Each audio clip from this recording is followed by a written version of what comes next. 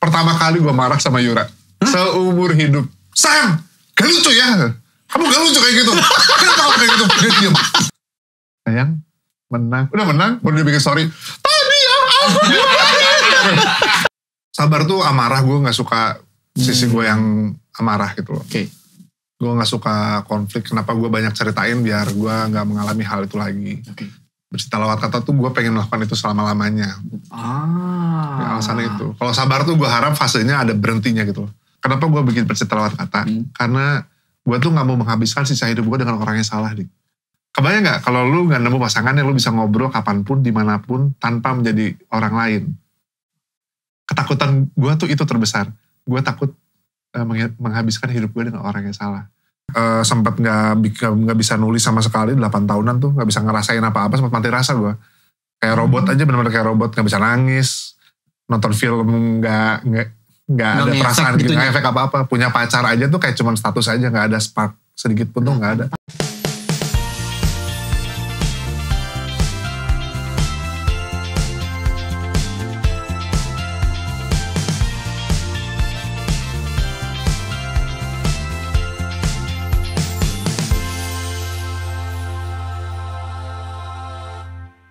Hai, halo, selamat siang, sore, malam, pokoknya kalian nonton kapanpun. Selamat datang kembali di Chamber Talks with Raffi Andika. Dan seperti biasa, kalau udah lihat saya sudah duduk Vincent seperti ini, sudah di set yang luar biasa nyaman ini, artinya gue sudah kedatangan tamu yang keren banget.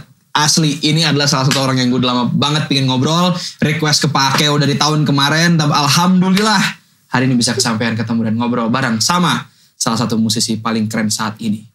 Donna Maula!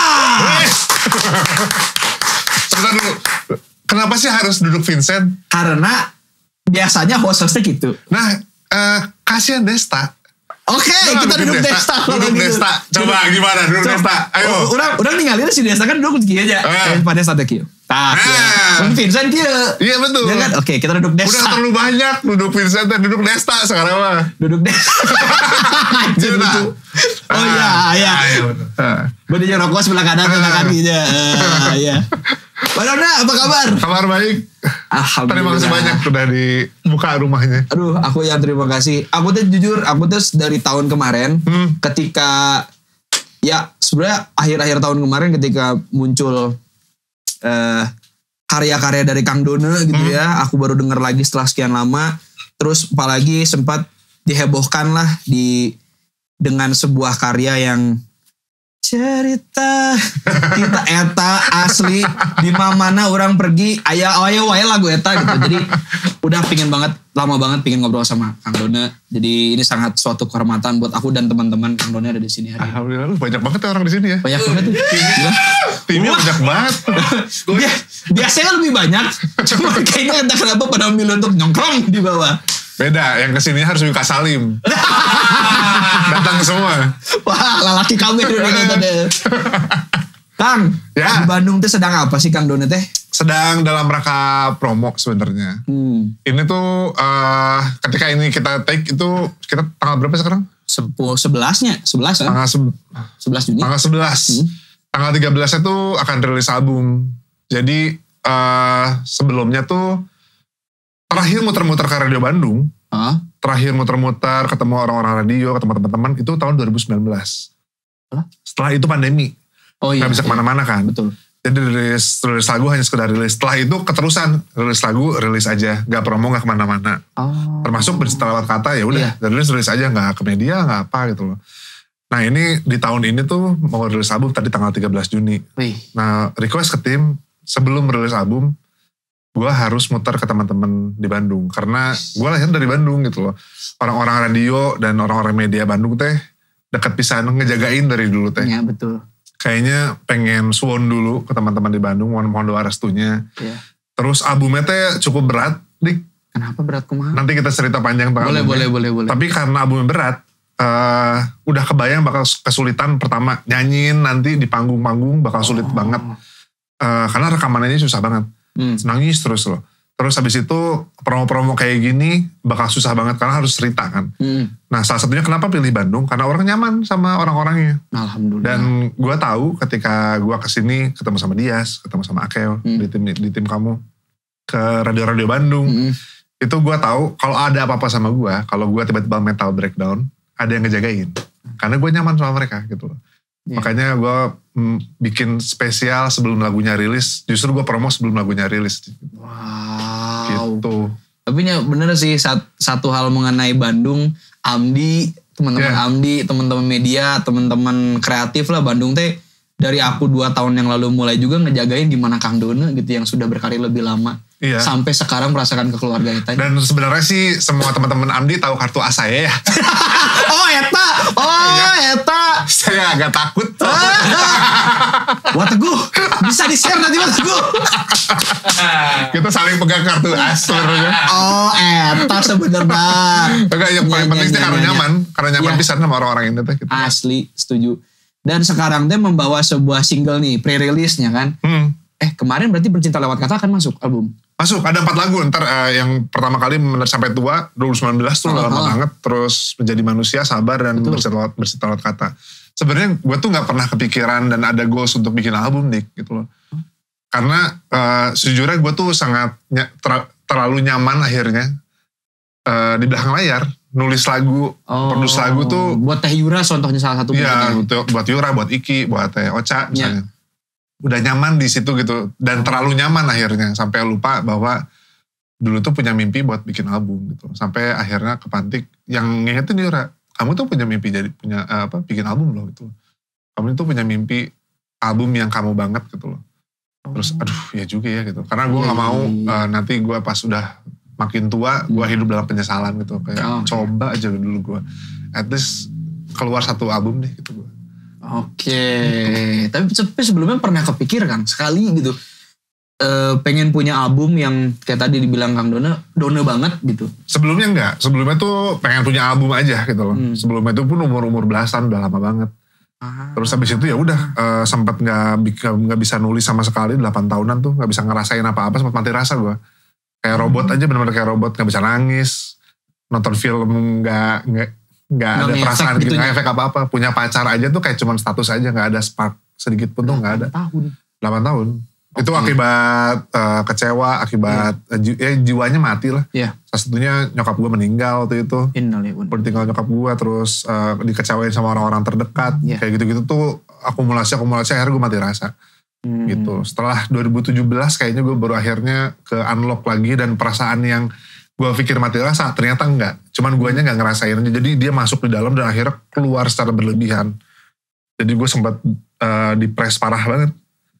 Depresnya yang paling gelap yang pernah lu bayangin gue udah ada di situ gitu. Masya Allah. Dan tindakan terburuk yang akan gue lakukan yang terburuk yang bisa lu bayangin, gue menuju ke sana. Jadi gitulah kurang lebih. Wow, ini menarik karena aku punya lagu tentang itu. Aku pernah punya lagu, salah satu single aku di sana tuh tentang itu. Yang tengah-tengah judulnya Mitomania. Aduh sorry gue belum dengar. Aman, nggak apa-apa. Teman-teman ini cuplikan lagunya. Nah, Mitomania itu bagus banget kan? Kayak industri pisan. Aku juga pernah mengalami fase itu gitu. Makanya dengan salah satu, ini mah jujurnya 2020-2021 tuh salah satu momen terberat di hidup aku karena pada satu pandemi dan aku skripsi. Skripsi dikecewakan juga sama beberapa orang-orang yang aku anggap dekat. Dan rasanya ini momentum yang tepat. Dan salah satu fase penyembuhannya ada dengerin karya-karya teman-teman yang punya cerita yang sama gitu. Makanya waktu 2023 kemarin aku dengar Bercinta Lewat Kata, aku tuh sempat, kalau Kang Dona mungkin mati rasa tentang hidup, aku pernah mati rasa soal cinta. Kayak nangis hopeless romantic teh. Ketika dengar Bercinta Lewat Kata teh, aku lagi sama seseorang. Nah pas di Bercinta Lewat Kata itu, aku sama dia kayak jadi terimain gitu. Oh iya, lewat ngomongnya bisa gitu. Jadi thank you for itu karyanya luar biasa. Sekarang punya pasangan gak sih lu? Sedang tidak. Iya. Titipan sama gue. Kenapa gue bikin Bercinta Lewat Kata? Karena gue tuh gak mau menghabiskan sisa hidup gue dengan orang yang salah. Dik. Gue tuh takut banget menghabiskan sisa hidup gue dengan orang yang salah. Kayak misalnya lu sekarang lu punya kerjaan nyanyi. Iya. Lu lu punya hobi, lu punya kerjaan, lu punya sahabat, teman kerja. Iya. Ntar lama-lama gak ada semua. Oke. Lu punya anak nanti, anak lu juga akan pergi, akan punya jalan sendiri. Oke. Iya. Lu mau ngapain lagi selain ngobrol? Kebayang gak kalau lu gak nemu pasangan yang lu bisa ngobrol kapanpun, dimanapun, tanpa menjadi orang lain? Ketakutan gue tuh itu terbesar. Gue takut menghabiskan hidup gue dengan orang yang salah. Gitu loh. Sekarang sih mungkin lu masih bisa traveling, lu masih bisa apa, tapi kalau udah lutut lu udah gak kuat, lu cuma bisa duduk, cuma bisa bangun, makan pelan-pelan, terus duduk di teras, yang bisa lu lakuin cuma ngobrol. Kebayang gak betapa membencinya lu sama diri lu sendiri ketika lu denger suara pasangan lu tuh, karena gue ada teman-teman yang kayak gitu, dengar pasangan suaranya aja tuh kayak udah kesal sendiri gitu loh, udah muak gitu loh. Nah gue tuh gak mau kayak gitu, makanya gue bikin lagu Cinta Lewat Kata, karena gue berterima kasih gue sudah menemukan sosoknya gitu. Wih, Teh Yura. Oke. Sebelum semua ini makin dalam, aku ada satu pertanyaan sih Kang. Mengenai single-single Kang Donda. Kan single-single Kang Donda itu termasuk Sabar. Itu membahas mengenai hal-hal terdekat dalam diri kita, yaitu how we learn ourselves before we learn about others. Ya aku tangkap. Nah, yang mendasari akhirnya seorang Dona Maula punya karya-karya seperti itu apa? Yang sangat dekat gitu sama kita. Jadi gini, agak mundur sedikit. Gue tuh gak pernah bikin lagu tentang pribadi gue sendiri sebelumnya. Gue tuh takut banget bikin lagu cinta karena gue gak percaya sama pasangan gue akan bertahan lama. Takutnya setelah putus gue menyakiti pasangan gue selanjutnya, atau gue keinget-inget lagi. Kalau lagu yang sedih gue takut banget keinget-inget lagi masalah yang lama gitu loh. Nah ketika gue akhirnya bikin lagu ini, ketika gue pakai lagu Sabar gitu loh, gue masuk ke dalam, karena gue ada satu poin sempat mikir, gue tuh ngurusin orang dari kecil. Gue tuh udah jadi kepala rumah tangga dari gue kelas 4 SD. Jadi gue terbiasa nanggung beban yang besar gitu loh, sendirian. Dan semua hal yang gak perlu gue tanggung, gue take over gitu loh. Karena udah memang kedesain gitu dari 4 SD. Sampai umur belasan, sampai 20. Terus gitu tuh gue udah terbiasa, udah sini gue tackle. Jadi gue ngerasa tuh gue bisa ngertiin orang lain terus menerus gitu loh. Dan orang lain pun terbantu oleh gue, alhamdulillah. Tapi gue ngerasa, kok gak ada yang bisa ngertiin gue ya gitu loh. Kenapa gak ada orang yang bisa ngertiin gue sama sekali gitu loh. Banyak hal gestur gue yang harusnya nyampenya sesuatu, nyampe ke orang salah. Iya kayak gitu. Sampai akhirnya gue paham, oh bukan merekanya gak bisa ngertiin, karena merekanya gak kenal sama gue gitu. Apa yang terjadi di dalam otak gue itu apa gitu loh. Nah salah satunya kenapa akhirnya gue memutuskan, gue harus bikin album sih kayaknya gitu. Karena itu, jadi untuk pertama kali di hidup gue mempersilahkan orang masuk ke dalam isi kepala gue. Gitu loh. Karena gue tuh gak pernah sharing ini sama siapapun. Obrolan gue jam 11 malam sampai jam 4 pagi, sampai jam 9 pagi gue gak bisa tidur. Overthinking gue di kepala. Yang gue bisa, jadi gue tuh bisa mikir 10 hal dalam satu waktu. Gitu loh. Yang bisa gue bikin fokus adalah gue main game, main PS. Jadi gue cuma mikir satu hal gitu loh. Oke, ini jalan keluarnya apa, oke ini. Next. Oke ini apa gitu. Nah perbincangan itu tuh bisingnya di kepala gue tuh gue harus share ke orang. Gue pikir kayaknya orang lain harus tahu deh. Si Dona ini kenapa sebenarnya gitu loh. Makanya akhirnya banyak karyanya di album ini semua tentang gue, tentang judul albumnya itu Daur Hidup nanti. Daur Hidup. Jadi tentang siklus gue gitu loh. Biar orang at least bisa sedikit ngertiin gue lah. Gitu. Kata-kata Kang Dona barusan, kenapa aku merinding dan kenapa aku kaget banget mungkin terlihat. Itu kata-kata itu ada di sini aku selama puluhan tahun. Tidak pernah tersampaikan sekalipun. Dan makanya sekarang aku, anjing, ini bener nih. Soalnya itu yang aku rasakan puluhan tahun. Ya terus cerita dikit, kenapa memilih nama Daur Hidup untuk album. Dan single pertamanya adalah Daur Hidup untuk album ini. Kamu pernah dengar kata Daur Hidup disandingkan gak sebelumnya? Jarang. Gak pernah kan? Jarang. Bisa daur ulang. Betul. Biasanya itu daur ulang tentang recycling, tentang perputaran gitu loh. Rantai bentuknya. Nah kehidupan gue tuh gue ibaratkan seperti itu gitu loh. Dua kata yang jarang sekali disandingkan tuh sama gue mengumpamakan gue sebagai laki-laki disandingkan dengan kata rapuh gitu. Itu adalah dua hal yang gak pernah gue mau akui dan gue liatin ke orang gitu. Laki-laki rapuh tuh mana ada yang mau laki-laki kelihatan rapuh. Betul. Pasti yang kuat gitu aja, gagah gitu loh. ini tanggung jawabnya gue ambil. Iya. Gue bisa nanganin semuanya, gue bisa take care semua, udah tenang aja semuanya gitu loh. Dan kita juga rapuh tuh gitu. Dan gue pengen menormalisasi untuk diri gue sendiri bahwa Dona gak apa-apa, nangis sebentar is okay kok gitu. Habis itu bangkit lagi. Iya, gak apa-apa kok, maksudnya semuanya juga ngerti lah, insya Allah semuanya ngerti gitu. Asal dijelasin, makanya gue bikin album ini. Dan itu yang gue bilang tadi, makanya gue ke Bandung dulu karena gue gak tahu gue bisa nyanyiin ini apa enggak. Oke. Gitu. Iya. Wow. Ini Kang Dona yang cerita, aku yang lega loh. Syukur lah. Iya, Kang Dona yang cerita barusan, aku yang lega bisa. Wah ini mungkin adalah topik yang saya cari. Mungkin ya, nggak tahu ini egoisme aku berkata mungkin Kang Dona orang yang tepat untuk sharing itu. Gitu. Yeah. Dan Kang Dona ngomong, berasa aku yang tadi ngomong kayak wow. Yeah. Oke. Kita geser sedikit dulu mengenai teknis nih Kang. Aku dengar sebuah cerita mengenai single Sabar.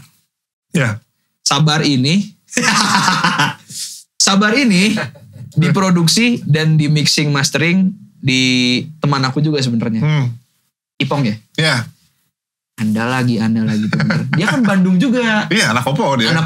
Dia Kopo, Cihapit, dipindah-pindah dia. Itu gimana Kang sampai ketemu Ipong dan produksi itu gimana?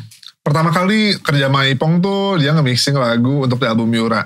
Oke. Pertama ada satu lagu, terus kemudian lagu terakhir pengerjaan ada lagu yang dikerjain sama Martin waktu itu. Terus Martin bilang, Don, gue mau izin, gue boleh gak mixing masteringnya di Ipong? Siapa Ipong? Gitu. Dia yang ngerjain Nicky, Iris Brian, blablabla di jasa. Oke. Karena si lagunya juga cocok untuk itu. Oke, beres. Setelah itu lagi pengerjaan album ini, setelah bersetelat kata, terus gue memutuskan untuk gue bikin album deh kayaknya. Oke. Yang tadi kita ceritain. Terus gue mulai mencari siapa yang bisa ngejagain gue beberapa. Oke. Jadi ada Iwan Popo. Popo ya. Ya Popo ngejagain juga di beberapa lagu. Ada Juke Music Works, teman-teman gue di Bandung. Terus gue kayaknya butuh warna baru deh. Ya. Ke siapa ya gitu. Dan waktu itu lagi nyari-nyari, gue ngedengerin dari Siladara tuh lagi suka dengerin soundtracknya, lupa film apa sih waktu itu sama Akhirat bukan? Sama Botin ya. Film Akhirat itu kalau gak salah. Terus bagus nih produksiannya, pas nyari-nyari si Ipong yang produksi gitu. Terus gue telepon ke Ipong nyari minta nomornya, terus Pong, halo sama kenal gue Dona dari sini. Halo Kang, tau lah. Saya tanya. Tau lah Kang, Pong boleh gak main kesana? Ada apa Kang, tuh ada apa? Enggak, pengen ngobrol aja, pengen ketemu. Gue kesana aja ke Karawaci. Karena dekat gue di Bintaro, ke Karawaci gak jauh, setengah jam lah. Itu ngobrol, terus kenapa Kang mau mixing lagi? Enggak, gue mau produksi. Oh, sama siapa? Sama kamu. Kang jangan bercanda dulu. Enggak serius. Berani gak? Aduh Kang gak berani. Oke. Kenapa gak berani? Ya takut, soalnya takut blablabla. Panjang lah ceritanya. Sampai akhirnya ngobrol nyambung. Akhirnya kita coba aja lah. Udah deh kita coba. Nah itu mulainya Sabar. Jadi selalu pemilihan produser yang gue pilih tuh adalah yang ngobrol enak pertama. Iya. Karena gue tuh lumayan menyebalkan untuk masalah aransemen gitu tuh kayak gue arahnya ke sana karena kalau kamu bikin lagu gimana biasanya lu bikin lagu? Sama ngobrol sama struktur lu bikin lagu awalnya gimana? Awalnya notasi. Lu notasi dulu. Dulu humming. Humming atau main piano, main keyboard, nemu terus baru struktur chordnya seperti apa, lirik yang bertempel kayak gimana, baru terakhir aransemen. Tapi it's all in my head gitu. Nah kalau gue struktur gue bikin lagu itu dari dulu adalah gue bikin cerita film 1,5 jam sampai 2 jam di kepala gue. Oke. Gue bikin cerita nih, satu film kayak gimana, ceritanya tentang apa, temanya, terus gue press jadi cerpen 1 lembar. Dari film itu gue press cerpen 1 lembar, dari 1 lembar itu gue press jadi lagu 3 menit. Oke. Nah aransemennya itu harus ngerangkum semua film gue 1,5 jam. Jadi cara gue bikin lagu tuh gitu. Iya. Makanya gue ketika gue udah punya notasi sama liriknya, yang paling sulit adalah ngumpulin 1,5 jam ini. Makanya gue cerewet banget untuk masalah aransemen. Oke. Gue arahnya ke sana. Ketika salah gue akan bilang enggak, jelek gitu. Oke. Kalau bagus iya bagus. Nah pas sama Ipong, Pong gini. Gue ke arah sana, pengen ini. Gue cerewet banget di depan. Terus dia bikin di saat itu juga gini kan, iya betul. Gue tinggal besoknya dia kirim ini Pong langsung. Gitu. Iya. Cocok banget sama Ipong. Lu udah produksi sama Ipang belum? Selain mixing master? Baru mixing mas. Gini, dia kemarin masukin beberapa sound pas aku produksian. Kayak ini shout out aja, dia uncredited dia bilang. Udah gue mah ini aja, gue share gitu. Dia masukin beberapa sound yang pas dia nangkep tuh gini. Kan ngobrol gini. Kayaknya gue tahu deh lu maunya kayak gimana. Iya. Oke, tinggal bentar ya ke WC gitu. Pas naik ke atas, mau nggak terakhirnya dikasih whistle yang kayak gini. Dan mati. Anjir. Gini dia di manusia. Buat teman-teman, sekali lagi shout out buat Pong, lu jago banget. Asli. Kita berdua mengakui kejeniusan lo. Setuju. Tapi gue titip pesan setelah ini kan banyak yang nonton. Banyak yang pengen produksi ke lo. Ya. Tolong antriannya tetap gue duluan. Ini tolong ya. Dona Maula, bawahnya Raffi Andika. Dona Maula dulu, baru Raffi Andika. Tolong. Karena kemarin lihat di Karawaci, papannya itu penuh. Iya. Ya kan yang di kitchen dia. Waktu gue lagi mixing mastering aja, dan lagi produksi kemarin beberapa lagu, itu gue kejar-kejar sama Masif, satu album dan 16 lagu. Anjir. Dan gue penyanyi lain deh, gue kayak harus cepet-cepet gitu lah kemarin. Iya. Mungkin pas kemarin bisa kesana seharian tuh rasanya, ini orang biasa sibuk nih, bisa hari ini buat gue. Aku tuh sampai mikir gitu kan, karena sibuk banget orangnya.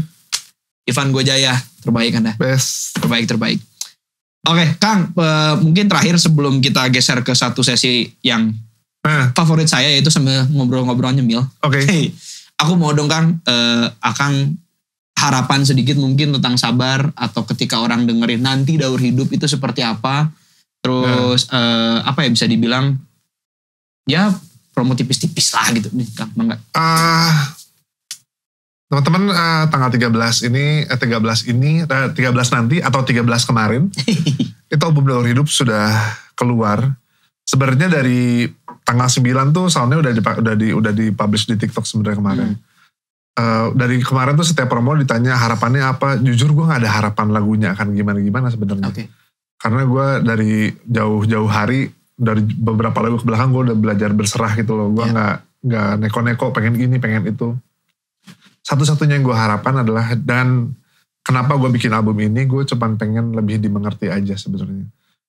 Orang lebih ngertiin Dona tuh orangnya seperti apa sebenarnya. Dan per hari ini gue tadi cek, udah banyak banget yang pasang sound di TikTok. Gue juga kaget gitu. Wow. Baru 2 hari udah banyak yang pasang sound di TikTok dan ngerasa relate akhirnya. Gue bersyukur akhirnya gue tidak harus menyembunyikan apa-apa lagi. Dan harapannya setelah ini gue semakin lepas untuk ngobrol apapun gitu loh sama teman-teman lain selain Yura dan ring terdekat gue gitu. Gak ada yang tutupin lagi. Iya, paham banget soal perasaan itu tuh. Rasanya kayak kepres gitu, tapi kalau udah bisa merupakan dan melampiaskan tuh plong banget rasanya. Iya. Asli. Itu dari dalam hatinya. Itulah. Sebentar ya, aku perlu dari PR. Tanggal 13 Juni, album Daur Hidup sudah keluar. Dengerin di semua digital platform, di YouTube, di semua sosial media, Dona_Maula, dengerin ya. Daur Hidup. Gue malu sendiri aja. Kalau di radio gitu. Kalau di radio kan gitu ya. Iya. Oke, Kang. Kita sambil nyemil dulu lah. Ayo atuh. Aku punya snack dari Lenis Teras. Itu apa? Itu asin ya? Ini yang asin. Ini apa nih? Itu pedes lebih asin dan pedas. Saya pedas. Enggak. Iya, ayo nu manis oke. Itu yang pedas. Sama asin enggak? Ini yang original. Kenapa ada? Apa sih ini? Apa itu? Cok, apa Cik? Ada penjelasan. Apa Cik? Lenis Teras. Kenapa lu bisa enak ini? Alhamdulillah. Dikiranya bahasa awal. Tinggal. Si Gio mana Gio? Yo lucu yo. Momen yo.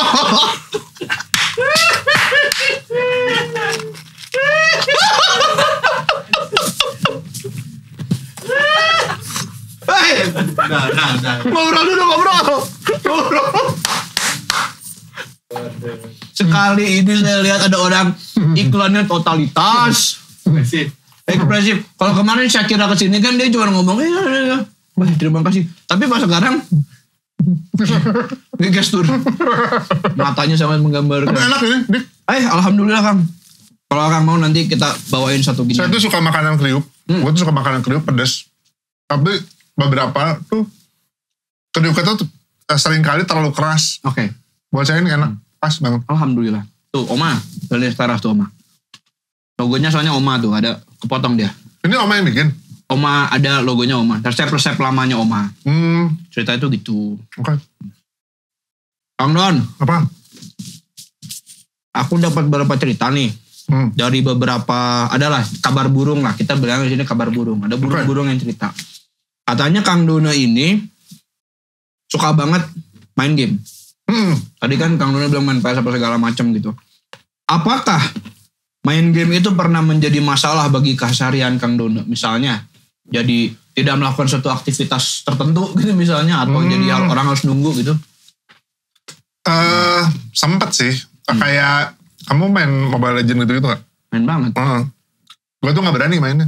Kenapa? Karena kalau gue main game, gue harus jadi nomor 1. Oh, Anda kompetitif sekali ya? Gue gak akan bisa berhenti. Main PUBG aja gue gak berani. Dulu tuh zaman SMA gue main Point Blank. Itu gue gak pulang ke rumah. Beneran tinggal di sebelah warnet sekolah. Paket malam udah berapa hari itu berarti gak pulang? Gue udah gak bayar lagi. Gue udah...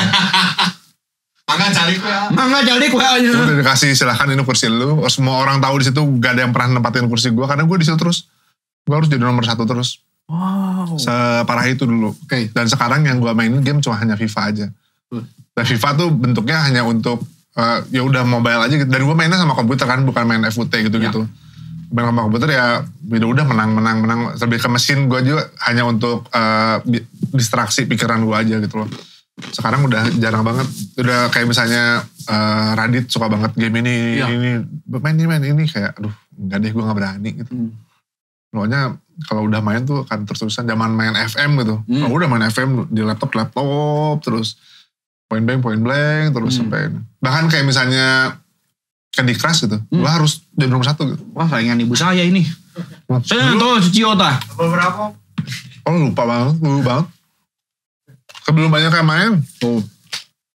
Ini udah berapa tahun yang lalu berarti? Candy Crush. Betul. Gue suka banget main game sebenarnya. Kalau Sampai gak mandi. Wah, sering. Sampai gak mandi. Seharian gak mandi gara-gara main PS. Ya pokoknya bayanginnya seburuk-buruk itu deh. Gue masih SMA 2 dulu di Ciamplas. Sebelahnya tuh ada warnet. Gue tuh bener tinggal di situ. Gue mandinya di sekolah. Gak pulang. Wah, mau orang mulai cabokan itu. Tapi aku pernah soalnya. Gara-gara aku lagi namatin Final Fantasy 15 waktu itu. Itu kan panjang banget ya. Dan aku tuh mencoba hari itu tamat. Aku tuh baru nyadar. Ini jangan ditiru teman-teman. Aku baru nyadar itu besoknya. Karena bener hari libur. Gak ada orang di rumah. Oke, besok gue libur gitu. Si ibu jeung si ayah mah keluar. Segala macam. Nyadar teh. Nges besoknya. Asli itu mah. Wah, bener-bener saya melewatkan yang namanya waktu makan, waktu mandi, waktu istirahat, waktu ibadah, kabeh. Gara-gara game itu satu.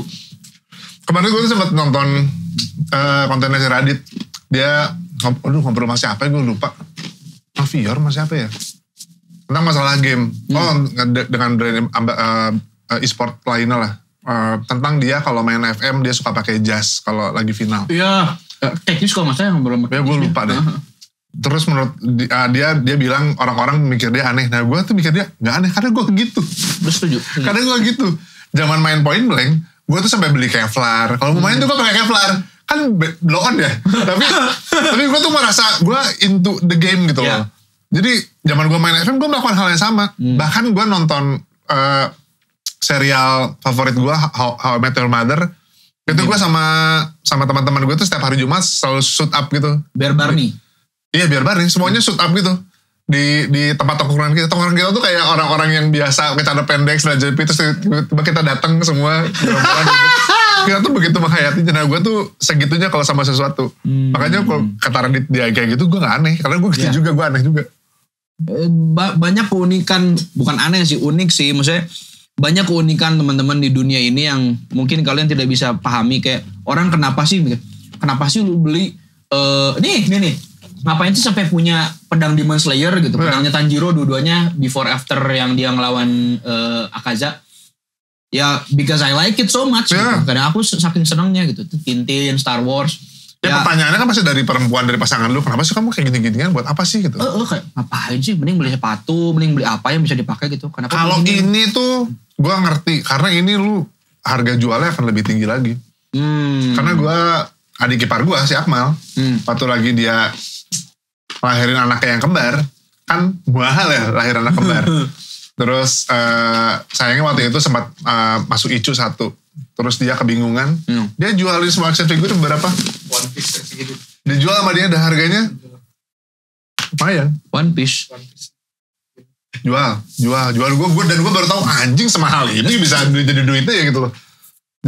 Jadi buat para wanita yang laki-laki kalian punya hobi kayak gini, izinkan saja karena ini investasi, itu yang pertama. Yang kedua, kalau kalian bertanya-tanya kenapa beli kayak gini, sama aja kalian beli album K-pop, kenapa? Kenapa ngoleksi foto-foto kayak gitu loh. Kita juga tidak pernah mempertanyakan itu kan, gitu loh. Karena kita ngerti, oh kalian suka, ya biarkanlah para lelaki ini suka juga sama kayak gini. It's okay. Tapi kalau K-pop saya juga iya soalnya. Gue suka di New Jeans, gue suka banget. Aku kalau K-pop sampai aku tuh pernah viral di TikTok, di Twitter, gara-gara sweet sama Yeri-nya Red Velvet on stage. Itu bias banget kan ketemu terus kayak wah pernah halu lah sama dia segala macam sampai mikirnya gitu. Pas ketika sweet dan di notice sekali lagi dia nyamperin out gitu. Jadi itu nggak bisa tidurnya 3 hari Pak Dona. Ya Allah. Itu. Tapi ya itulah aku pernah sama satu perempuan yang dia nanya kenapa kamu mesti beli mainan? Mainan. Action figure bukan mainan. Wah itu pernah fase-fase gitu tuh pernah dulu tuh. Ya Allah, nanti abis aku ajak ke studio deh. Ada beberapa figur-figur anime. Ntar aku kasih lihat. Itu tadi ya mengenai game dan hobi. Nah, terus aku pernah dapat juga nih satu cerita. Enggak nih sebenarnya pernah lewat di Reels sih. Mengenai Manchester is Red. Manchester itu buat Kang Done, MU itu apa sih? Mungkin setelah Islam. Kenapa? Ya betul. Ya, setelah Islam, ibu saya, istri saya, mertua saya, MU, pekerjaan. Pekerjaan di bawah MU? Oh di bawah. Pekerjaan, hubungan dengan manusia lain.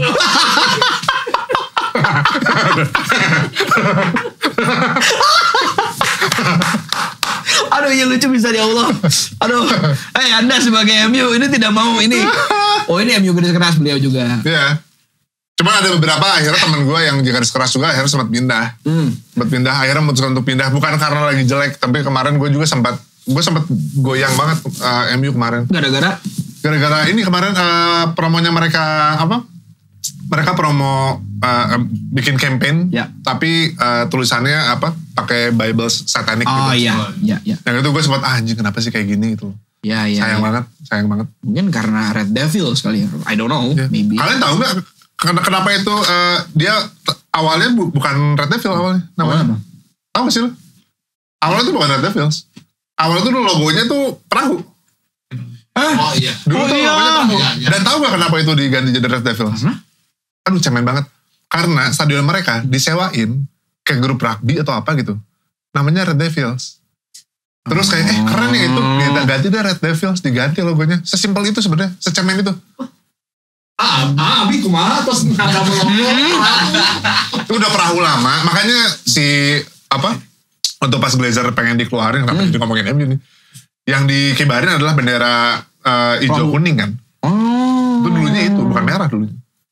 Jadi gue sih berharap banget sebenarnya dari gue udah ganti aja deh Red Devils karena menurut gue kayaknya ini dulu ini deh pesugihan deh MU menang terus dan sekarang tuh lagi kena karmanya gitu loh. Tapi kan kemarin habis menang. Iya kebetulan. Apa? Kebetulan. Tuh diakui sama yang punya. Anda pencinta MU, Anda juga kaget kan menang? Iya. Gak mungkin kan ya kaget. Jalan Ciki. Itu selama 90 menit lebih gue tahan nafas. Gol 1 gak gue rayain, diem gue.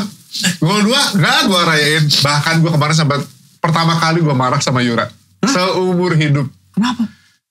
Dia tuh kan kita suka bercanda tentang MU kan. Iya. Oh pernah lewat di Reels aku tahu. Iya, bercanda. Terus gue juga santai aja sebenarnya. Kemarin pas udah menang 2-0, dia tuh lagi manggung di Bali. Gue tuh abis dari nikahan teman di Bali juga. Jadi gue ke villanya dia. Gue lagi nonton diem aja. Lagi ngapain kamu? Lagi nonton MU. Oh. Dia lagi teleponan sama roadman-nya dia. Dia pecinta MU juga. Kamu nonton MU gak? Tanya. Enggak. Paling juga kalah. Dia bilang gitu kata Yura. Yura bilang gitu. Nah. Atau buat konteks. Omongan Yura itu adalah omongan paling ajaib sedunia. Yura itu adalah orang paling beruntung sedunia. Gue tuh bisa, misalnya kita lagi naik mobil berdua nih. Mobil berdua. Lagi di mall misalnya. Aduh parkiran penuh. Ada parkiran situ. Terus dia bilang. Itu di depan lobby aja deh. Gitu misalnya. Gak ada penuh. Kalau enggak kita muternya jauh lagi nih. Gitu. Kita lama lagi. Enggak. Di sana aja. Pasti ada. Gak ada saya. Kan kita udah lewat 2 kali. Gitu. Gini aja udah parkir. Kita buru-buru nih. Enggak. Cobain deh. Dia bilang. Lihat aja nih ya. Kalau gak ada. I told you so. Gitu. Pas gue lewat ada yang keluar. Mobil. Kurang lebih kayak gitu. Dan selalu dimanapun kayak gitu. Misalnya gue udah nego apa blablabla sama orang. Untuk misalnya kita mau berangkat kemana. Untuk nego harga tentang apapun gitu. Udah nego 2 minggu nih gue dapat segitu. Dia bilang udah oke. Tapi kayaknya bisa deh nego lagi. Kayaknya bisa turun 20% lagi deh. Enggak enak aku udah deal nih gitu. Cobain aja dulu. Gak enak saya, aku gak enak. Kita kan laki-laki malas nego sebenarnya. Plus ini ya udah deh gue negoin gitu. Betul. Terus cobain dulu, please cobain dulu dia bilang. Ya udah gue cobain. Mas, aduh oke, kita tahu udah deal segini, tapi gue boleh minta turun segini gak? Oke deh dia bilang. Kayak gitu. Makanya waktu pas lagi nonton MU, dia bilang, pasti kalah. Gue langsung, aduh jangan sampai itu omongannya kejadian gitu loh. Karena gue lagi tahan nafas. Terus dia lagi ngobrol lagi sama roadman-nya. Nah ini yang bikin gue parah. Dia lagi ngobrol lagi sama roadman-nya. Udahlah gak usah ditonton lagi. Gue masih diam aja, gue tahan gitu. Paling abis itu 2-1. Terus 2-2. Terus kalah. Abis ngomong itu. Gol 2-1. Bener ya. Itu gue langsung berdiri. Sam, gak lucu ya. Kamu gak lucu kayak gitu. Kenapa kamu kayak gitu? Dia diem. Ini ada asistennya Yura di sini. Ada gitu. Yura juga diem. Terus gue kesel. Gue masuk ke dalam kamar. Gue diem di kamar. Diem aja. Udah 2-1. Aduh ya Tuhan. Jangan sampai kalah. Gue bukan lebih ke marah ke Yura ya sebenarnya. Karena gue takut kejadian. Sampai itu beres. Dia tuh udah masuk kamar. Dia duduk di sofa jauh gitu. Dia duduk aja. Main handphone jauh-jauh. Sampai akhirnya beres. Sayang. Menang. Udah menang. Baru dia bikin story. Tadi ya aku gitu lah kurang lebih. Oke. Itulah ya MU buat Angdon itu sepenting itu. Jadi kalian tolong jangan main-main sama MU. Padahal gue tuh gak pernah ngecengin tim lain. Jadi kalau ada orang lain ngecengin gue ngerti. Ya. Seru buat mereka kayak MU sama Liverpool. Ya. Atau sekarang MU sama City. Atau MU sama Arsenal. Gue tuh ngejamainnya MU Arsenal soalnya. Bahkan menurut gue Arsenal aja mainnya bagus ya gue tonton gitu. Betul. Kalau bagus gue puji. Jadi di otak gue tuh gue masuk ada orang saling ngejelekin timnya. Terus berantem. Kenapa sih gitu? Karena gue sukanya sepak bola. Kebetulan gue sukanya sama MU gitu. Timnya MU kebetulan. Tapi gue suka nonton semuanya. Betul. Ngapain sih gitu? Betul. Di studio di studio ini ada MU, ada Newcastle. Wah gila. Ada peringkat 5 kemarin juga. Zaman Ginola berarti. Zaman Shearer, oke. Iya benar Alan Shearer. Aku peringkat 5 kemarin. Apa lu? Spurs. Spurs. Sama Ernest sama lu? Iya benar. Sama ya? Ernest Spurs. Mantap. Ernest Prakasa. Mantap Pak Ernest. Oke, kita geser sedikit dari bola. Karena ada cerita lucu tadi kan udah nih ngobrolin soal istri tadi kan. Kita menyinggung sedikit. Tapi menurut info kabar burung yang saya terima. Justru Kang Dono sama Yura tuh gak manja. Manjanya sama... Saya gak mau ngomongin ini, saya mau walk out.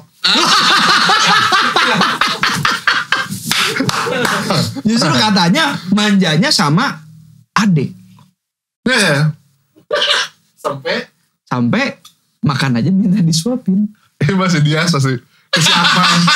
Masih Akmal tuh bagus Akmal. Ada. Sebenarnya basically sama orang paling deket manja akhirnya gitu loh. Karena tadi gue cerita gue dari kecil udah jadi kepala rumah tangga, terus kebiasa kayak gitu. Jadi gue tidak punya kesempatan untuk bermanja-manja sama orang tua nggak sempet, sama siapa nggak sempet. Jadi jiwa childish gue tuh gede banget sebenarnya, Dik. Gue tuh sangat childish sekali lah, apalagi sama Yura, sama Ajeng gitu loh. Adik gue tuh beneran kayak beneran gue minta disuapin sama adik gue. Sampai sekarang kalau ketemu gue minta disuapin. Karena gue tidak mendapatkan itu dulu, dan menurut gue, ya udah selama orangnya nggak keberatan. Iya. Walaupun adek gue tetap ngedumel kayak, gue gede, tapi dia tetap nyopin. Tapi nyopin, iya. Gue sayang banget sama mereka gitu. Family. Jadi Kang Dono ini family man banget ya sebenarnya kalau menurut Kang Dono sendiri. Dari kecil kan udah jadi ini kepala keluarga. Enggak family banget sebenarnya. Family itu untuk semuanya karena to be honest gue gak begitu dekat sama keluarga besar gue yang lain. Gue hanya pentingin orang yang punya kontribusi di hidup gue aja. Ya kalau misalnya ada yang sekarang datang gitu, gini kontribusi lo di hidup gue apa? Saya melihat diri saya sedikit banyak di Kang Dono dari tadi. Ini tuh rasanya podcast yang episode ini adalah curhatan hati saya yang disampaikan oleh orang lain. Oke, selanjutnya katanya Kang Dono itu ada satu bagian tubuh yang paling gak suka dipegang. Dan bagian tubuh itu terlihat banget sekarang nih. Waduh. Bagian tubuh mana itu? Hidung. Kenapa Kang? Iya, asasnya paham sih hidung dipegang sama orang lain juga aneh, tapi nggak suka aja. Berbeda bercanda juga mending berantem. Gue sering kali berantem karena hidung gue. Ditoel sama orang gitu. Sama barudak gitu. Enggak. Mending bukbek aing mah. Itu kumaha aja. Mending bukbek. Yuk, cobaan. Udah. Geus lila pisan tengah denge eta bukbek teh. Mending bukbek aing mah. Tapi pernah bukbek tuh berantem, guys. Ya, bukbek tuh berantem. Tolong subtitle bahasa Swedia di bawah nanti. Itu pernah paling parah tuh dipegang sama siapa gitu? Aduh, sorry gue lupa banget lagi. Beneran lupa karena itu udah lama banget. Yang neterin gue Yura, dia sengajain pegang gue dan gue tahu gue cinta sama dia dan hidup sama dia karena dia megang hidung gue nggak apa-apa. Tuh kan anjir. Curhatan itu saya sampaikan lagi. Ya udah, gitu. Terakhir habis itu gue udah fine aja sekarang. Gitu. Kang, tapi jadi penasaran gara-gara Kang tadi pegang, tenang. Buat Kang Dono nih. Soalnya aku punya sedikit preferensi yang berbeda dari orang. Aku pernah bikin lagu juga soal ini. Buat aku kalau misalnya aku lagi emosi, lagi marah, lagi kesal, lagi berantem segala macam, ada satu suara selain ibu, perempuan nih. Suara itu biasanya kan lewat-lewat masih tetap kesal apa segala macam. Tapi satu suara ini ketika dengar itu langsung kalem.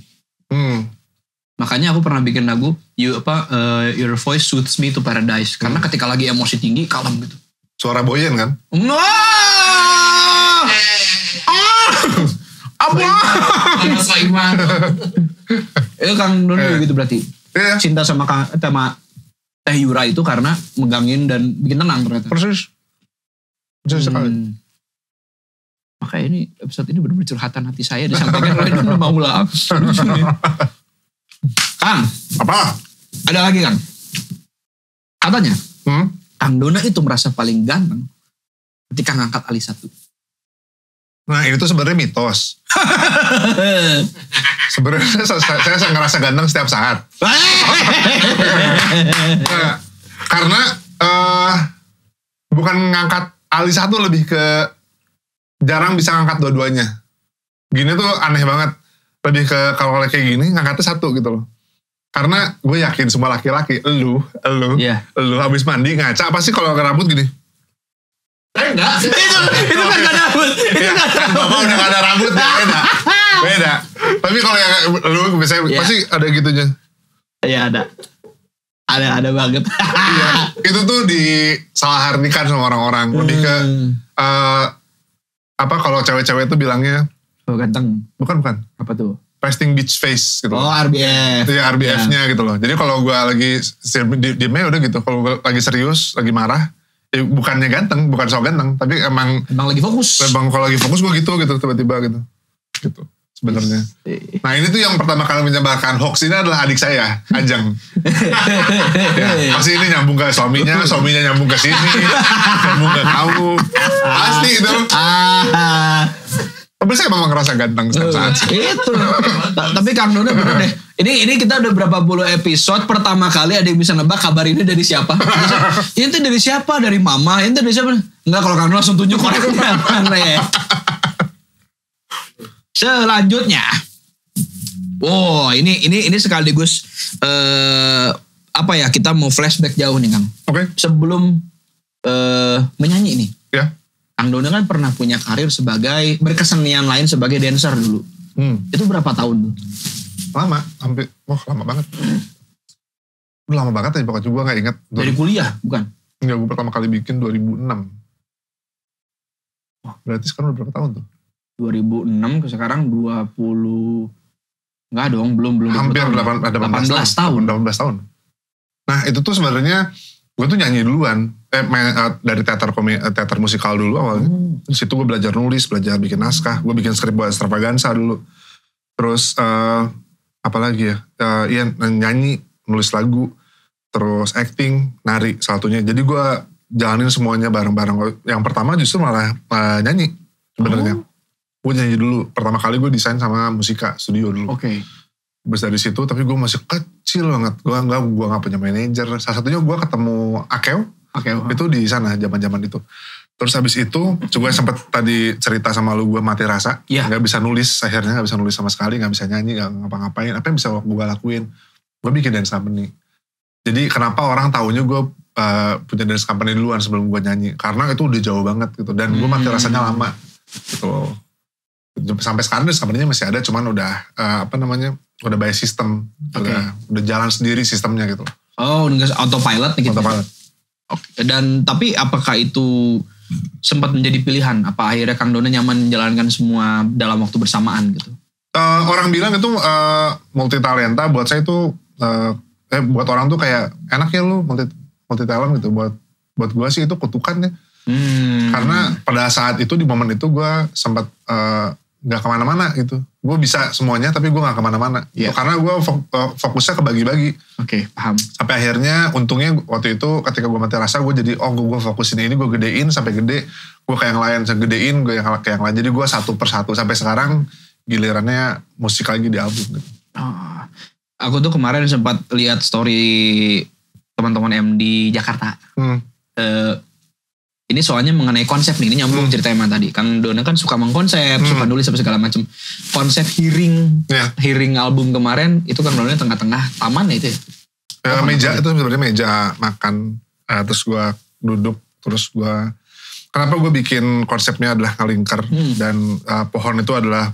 jadi konsepnya itu gue pengen ngedatengin orang-orang duduk di situ. Ya itu tadi mempersilahkan masuk ke dalam kepala gue, duduk manis di situ. Dengerin semua cerita gue. Terus ada satu pohon yang sudah kering gitu loh. Itu fase gue lagi ancur-ancuran banget, udah kering banget, tetap hidup, tapi gak ada apa-apa, udah gak ada jiwanya gitu. Dan di bangku gue tuh ada rumput yang hijau sebenarnya. Gue masih punya harapan di situ. Nah, kenapa gue bikin kayak gitu? Ya itu balik lagi, gue pengen semuanya masuk ke dalam kepala gue. Dan setelah itu gue kasih makanan. Gue ada yang beberapa yang minum wine, gue kasih wine semua kayak last supper gitu loh. Kayak last supper. Jadi gue suka banget konsep. Jadi kalau ditanya sebenarnya lu pengen jadi apa sih? Apa yang lu suka? Gue suka creating something. Gue tuh suka creating something gitu. Aku kemarin pas lihat story teman-teman tuh, ini last supper. Aku langsung pikir ini last supper apa gimana? Soalnya kan sambil ada anggur, sambil ada Kang Dona tengah-tengah dan kayak ngelihat ke mereka satu-satu begitu segala macam. Itu salah satu latihan gue juga karena kenapa gue bikin Kulingger itu kayak gue tuh ngerasa kayak diadili waktu itu. Yes. Gue tuh kayak dijudge sama mereka. Lu kalau nyanyi lagi di atas panggung, kalau lu lagi capek atau lu udah degan, lu bisa lihat pinggir atau balik ke belakang nih. Betul. Kalau lu lagi grogi apa? Kemarin tuh gue tuh lagi deg-degan, takut ceritain ini, takut dijudge. Gue sengaja udah bikin keadaan guanya paling gak nyaman kayak gimana. Gitu loh. Jadi gue lagi misalnya kontak ke malu terus misalnya gue gak bisa, aduh gue mau kabur kesini ada mata lagi semua, gue gak bisa kemana-mana. Dan itu kan gue rotate terus, muter terus. Capek gak? Berat banget gitu? Oh capek, gue itu yang salah perkiraan.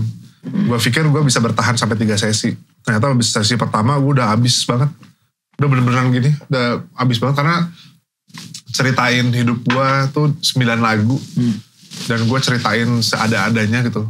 Setiap cerita aja gue mau nangis terus gitu loh. Terus satu sesi beres, gue masih ada 2 sesi lagi, jadi 27 kali gue mengulang itu. Capeknya, wah gila. Besoknya tuh Dan brengseknya besoknya tuh besoknya udah gue kosongin, cuma malamnya gue ada undangan ke ulang tahunnya Raisa waktu itu. Terus gue mau bangun sore deh, mau bangun siang bangun sore. Gue tidur jam 2 malam, gue tidur jam 6 bangun dan seger. Gue bilang kesel banget, gue paksain tidur lagi. Baru bisa tidur jam 8, jam 9 udah bangun bangkit seger, udah gak bisa lagi tuh. Padahal badan gue masih capek banget. Capek banget. Berarti yang capeknya tuh bukan fisiknya aja, ke dalam kan? Iya dalam ya. Ngaruhnya ke fisik. Fisiknya mah apa, duduk doang gue. Iya. Ketemu orang baru banget dan kondisinya sangat tidak nyaman aja, satu aja, itu bikin kita drainingnya seharian. Iya. Gimana? Aku bayangin itu. Pada saat itu, visi aku langsung ke depan melihat, kalau aku yang ada di posisi itu, kayaknya aku gak kuat nih. Hiring dengan melingkar terus dengan ya konsep memang dengan konsep menarik bagus, tapi dengan semua mata itu segala macam, dan ternyata benar. Apa yang aku takutkan disampaikan tadi sama Kang Dono. Kang Dono pernah ngetes 16 personalities gak? Enggak. Introvert, extrovert itu gak pernah? Gak pernah, cuman gue kayaknya introvert parah kayaknya. Ya, dari obrolan kita yang tektokannya dari satu sama lain ini, kayaknya INFJ kayak aku.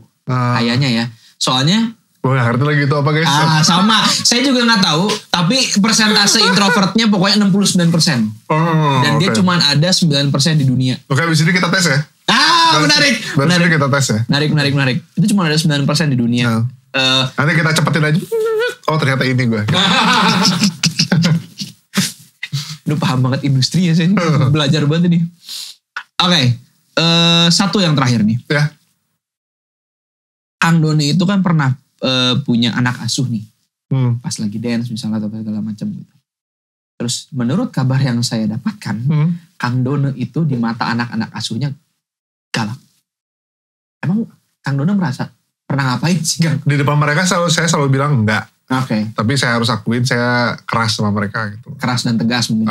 Iya saya selalu, gue tuh selalu bikin suasananya tuh semenyenangkan mungkin. Dari mereka belum bisa jadi apa-apa, gue arahkan untuk mereka jadi orang yang benar. Lebih ke fair sih sebenarnya. Kalau mereka salah, gue kasih tahu, gitu loh. Gak gue marahin, gue kasih tahu. Kalau mereka tolol, gue marahin. Gitu loh. Jadi selama nggak tolol atau melakukan kesalahan yang berulang-ulang, gue nggak pernah marah gitu loh. Gue hanya tegas. Dan ketika mereka melakukan kesalahan, tanya. Ketika melakukan kesalahan pertama, kedua, tuh pasti gue benerin. Kenapa gitu loh? Gini. Oke, kita dan keluarnya ini. Gue selalu kasih itu ke mereka. Biar merekanya bisa mikir, karena gue tahu suatu saat gue nggak akan ada di situ lagi. Dan mereka harus jalan sendiri. Kalau mereka dibiarkan begitu saja, menurut gue, karena gue tidak mendapatkan sosok, gak mendapatkan father figure dari gue kelas 4 SD. Jadi yang gue bisa lakukan adalah, gue hanya mencontoh dari sesuatu yang salah, gitu loh. Dan itu yang gue pakai dalam hidup, gitu. Pilihannya kan antara guanya jadi berangsak banget, atau guanya sukses, gitu loh. Betul. Nah, sama kayak sekarang gue sama pasangan gue tuh gak tahu gimana jadi suami yang baik, gimana, tapi gue tahu jadi suami yang gak baik seperti apa, gitu. Jadi gue gak ke arah sana. At least gue gak ke arah sana.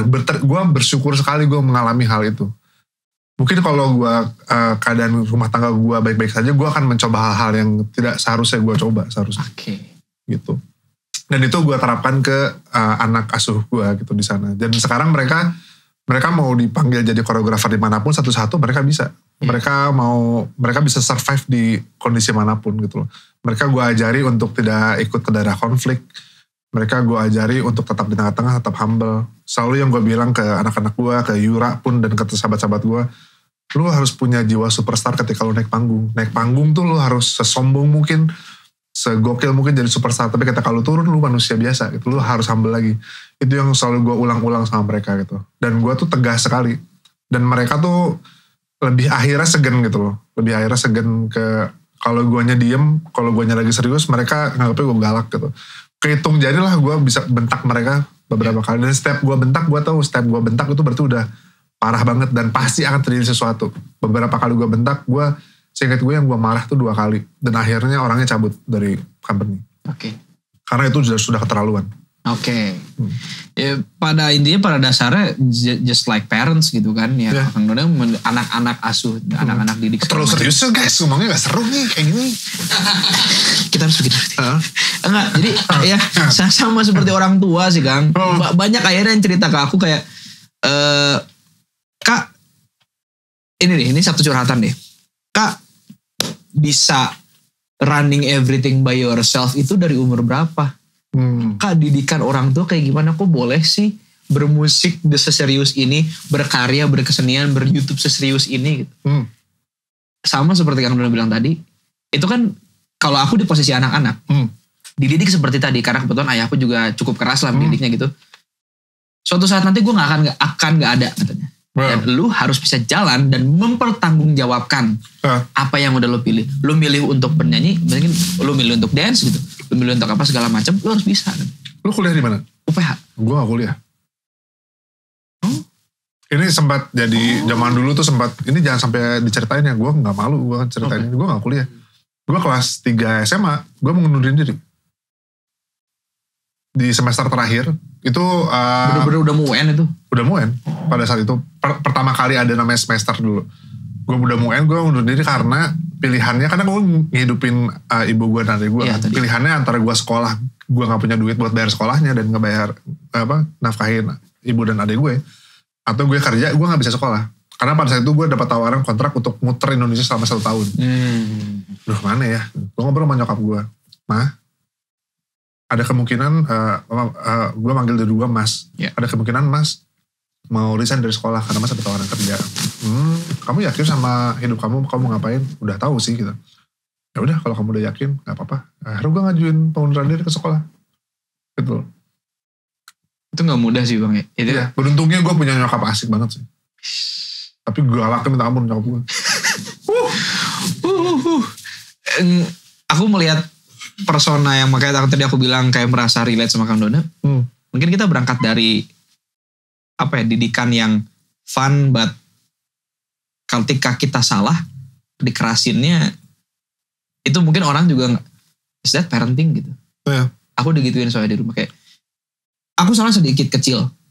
Jadi aku gak pernah cerita di mana-mana. Aku salah cuma dikit kecil banget, tapi aku dibuat untuk merasakan lu gak boleh gitu. Karena di luar nanti ketika lu melakukan kesalahan itu, gak ada orang yang benerin kok. Gak ada orang ini. Orang akan tebal muka aja. Orang akan dan orang akan seneng ketika lu melakukan kesalahan itu karena ada kesempatan untuk mereka maju. Itu salah satu didikan aku di rumah yang aku belum pernah share di mana-mana itu. Mungkin itu sama. Iya betul. Ini tuh salah satu jebakannya karena kayak misalnya kita dapat treatment kayak gitu dari orang tua kita gitu. Sebenarnya orang tua kan ketika lu punya anak, lu gak mau apa yang gak enak di lu dialami sama anak lu kan. Harapannya. Banyak banget kenapa sekarang gue tuh agak kesulitan bekerja sama Gen Z yang muda banget. Itu karena kebanyakan orang tua mereka tuh gak menerapkan apa yang mereka gak nyaman pada saat itu. Jadinya akhirnya sekarang tuh kenapa banyak beberapa orang Gen Z, kebanyakan Gen Z tuh gak bisa stay di satu tempat, loncat-loncat terus sangat fragile sekali. Bagus sih mereka concern akan mental health. Betul. Tapi mentalnya gak kebentuk gitu. Bukannya gue bilang aduh mereka tuh kreatif sekali, kerjaannya bagus sekali. Gue pernah punya tim, gue pernah punya editor, dia kerjanya bagus, gue sayang sekali sama dia. Gue bawa dia dari daerah, gue bawa ke Jakarta, gue taruh di kantor di Merakit. Di satu saat kita ada postingan yang harus posting hari itu, dia gak bisa nyelesain. Terus karena kita kerjanya cuma bukan kita, ada pihak lain yang ngerjain. Di si Gen Z ini akhirnya dia karena panik dia menghilang seharian. Gitu. Padahal seharusnya kan kalau misalnya nggak bisa atau bingung dia kan bisa bilang komunikasi. Gue nggak bisa nih apa nih gitu loh. Gue harus gimana ya? Gue bisa kasih solusi. Jadi either gue handle atau apa. Ini datanya semua dipegang sama dia gitu loh. Tapi gue ngerti dia tidak mendapatkan pendidikan itu gitu. Ketika dia pergi dia ngancurin banyak banget timeline kan gitu. Betul. Nah kayak gitu loh. Jadi si didikan tuh bukan berarti harus keras enggak. Betul. Cuma harus dibimbingnya dengan tepat menurut gue. Betul. Gitu. Itulah acara parenting hari ini. Teman-teman. Setuju lah. Ya begitulah pokoknya teman-teman deh. Apapun dan gimana pun kalian di rumah atau di luar, kalian yang tahu yang terbaik buat kalian, diskusikan sama orang tersayang kalian, dan siapa tahu aja pilihan hidup kalian adalah yang terbaik. Ya, betul itu. Keren banget ya, menutupnya keren. Oke, kita main game dulu Kang. Ayo. Kita main game. Namanya adalah This or That. Oke. Jadi aku akan punya sebuah pertanyaan berisi 2 pilihan. Oke. Kang Dona pilih 1 dan cerita sedikit kenapa. Oke. Yang pertama. Ayah sound effect nah itu kreatif bisa deh bagi. Beat lagu. Oke. American hip hop or K-pop? American hip hop. Why is that? Karena gue besar di zaman itu sebenarnya. Di zaman itu. Kenapa gue juga akhirnya suka New Jeans di K-pop? Karena mereka ke arah sana. Betul. Itu kurang lebih. Dito sihnya. Dito tuh unik banget tuh lagu. Bisa bikin kayak gitu. Ya dari album mereka, dari yang pertama terus ke Get Up gitu. Get Up. Gitu. New Jeans tuh breakthrough. Best. Selanjutnya. Tulis lirik. Malam apa siang? Gak dua-duanya lagi.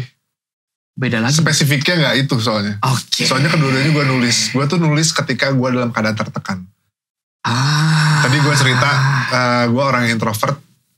Gue tuh sahabatan sama Sheila Dara. Tadi gue sempat cerita gak sih tadi? Iya, Sheila Dara tadi sempat. Sama Sheila Dara. Vidi tuh sama Yura sama persis. Dia, babli banget mereka berdua. Jadi kalau kita lagi di acara, lagi di tempat kerumunan, gue sama Sheila pasti akan menarik diri ke pojokan. Ketika dalam keadaan banyak orang, itu gue akan bikin bubble sendiri, gue akan nulis pasti. Jadi gak peduli itu siang atau malam, ketika gue lagi bikin bubble, gue nulis.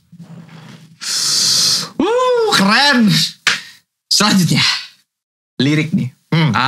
Ini tadi sebenarnya sudah dijelaskan, tapi ini prefer untuk menceritakan cerita orang lain atau pengalaman sendiri. Karena kan tadi pengalaman sendiri berat. Kalau pengalaman orang lain gimana? Prefer yang mana tuh? Aduh, bukan pilihan. Dua-duanya sama aja sih. Gue suka dua-duanya. Cuman jawaban yang lebih tepatnya, gue itu suka nulis lirik yang tepat. Kayak misalnya lu minta bikinin lagu sama gue misalnya, someday gitu loh. Kang, aku pengen bikin lagu beatnya kayak gini, referensinya kayak gini, liriknya tentang ini. Gue pasti tidak akan langsung mengiyakan. Gue akan minta ketemu, Dik ketemu dulu yuk ngobrol. Gue akan ngobrol sebanyak panjang lebar sama lu, sampai gue menemukan sesuatu. Karena sering kalinya, siapapun yang gue bikinin lagu yang dia pengen referensinya tuh bukan itu yang lagi dia butuhin. Gitu loh. Kita tuh banyak terdistraksi sama market, sama apa, sama goals, sama numbers, apa gitu loh. Tapi sebenarnya bukan itu yang lo butuhin gitu. Semakin ke dalam gue semakin nemuin titik apa, ini dik lagu yang lo butuhin gitu loh. Jadi gue senang banget ngoreknya gitu loh. Senang banget menemukan apa yang lagi lo butuh. Wow. Itu alasan utama sih kan kenapa akhirnya aku banyak. Dan sejauh ini kan aku nulis sendiri semua karya-karya gitu. Itu jadi lebih personal. Iya. Meskipun not my POV aja gitu. Karena aku senang ngobrol, aku senang apa, aku jadiin itu sum up. Kalau Kang Dona tadi bilang sum up 1,5 jam cerita jadi satu lembar cerpen yang di sum up jadi 3. Kalau aku tuh cerita orang-orang dan cerita aku, gue harus menemukan benang merahnya di mana. Di situ gue kecilin lagi sampai akhirnya bisa menjadi sebuah frase yang bukan cuma Raffi Andika tapi orang-orang yang dengar bisa relate itu. Dan ketika dengar, oh iya ya. Ya, that's the point yang menarik mengenai lirik. Gak semua orang tahu. Ya, terus gue harus nambahin karena kita sama-sama pencipta lagu. Gue tuh harus bertahun-tahun sampai menemukan gue yang sekarang. Dulu gue tuh akhirnya menghindari gue yang gimana caranya cari lirik yang gue in between line of dari puitis dan cheesy. Iya. Itu tuh susah banget. Gue tuh sampai sekarang bisa nulis kayak gini tuh lama banget. Karena dulu gue ada tendensi pengen keren nulisnya puitis, kata-kata yang susah gitu loh. Keren sih buat orang-orang, teman nyampe gak sih artinya gitu. Ya, sekarang sih yang paling penting adalah buat gue rasa di atas segalanya loh buat gue. Yang penting ngerasa aja dulu, gak usah mikirin apa-apa deh gitu loh. Makanya kayak Bercerita Lewat Kata itu salah satu lagu terjujur gue, ya udah gitu aja. Kalau gue ngerasa hanya butuh gitar, gue gitar aja gitu. Karena gue butuhnya ngobrol gitu loh. Misalnya kayak gitu. Jadi pemilihan aransemen juga gue pikirin banget sih. Itulah kenapa Bercinta Lewat Kata itu sangat-sangat kerjero hati pisah ya. Selanjutnya. Ya. Bapak-bapak jokes atau dark jokes? Dark jokes. Dark jokes. Wah, cocok bersama kami. Iya. Nyokap gue juga pasti dikubur dark jokes aja, ngapain? Ngapain bapak-bapak? Ya kan? Wow. Satu lagi kakak, coba satu lagi. Wah. Tapi itu berarti udah berdamai. Oh. Nggak berdamai pisan eta. Tapi udah di beep sih nanti ya. Itu pasti di pip gitu ya. Selanjutnya. Tai. Biar bip terus. Ketika perform. Lebih prefer Kang tiba-tiba kebelet tipis atau ada error? Kebelet tipis lah. Iya sih. Iya sih. Ini kebelet tipis gue. Kalau Kang Dono kenapa? Error tuh nyarinya susah. Nyari, misalnya lu error di ear dulu gitu. Ya. Harus di scan dulu. Kalau misalnya gitar lo mati, harus cari dulu kabel yang mana yang mati. Kalau pipis gue bisa bilang ke MD gue, jalan terus ya. Ke gitaris gue, lu isi dulu, gue turun dulu gitu. Lebih simpel. Pernah Kang? Enggak lagi, belum pernah. Bukan jangan sampai itu belum pernah. Manusiawi sekali memang Pak Dono ini ya. One last question. Ini benar-benar pamungkas terakhir. Baru kita sekarang duduk destak. Sabar atau bercinta lewat kata? Contoh kata lah. Kenapa tuh?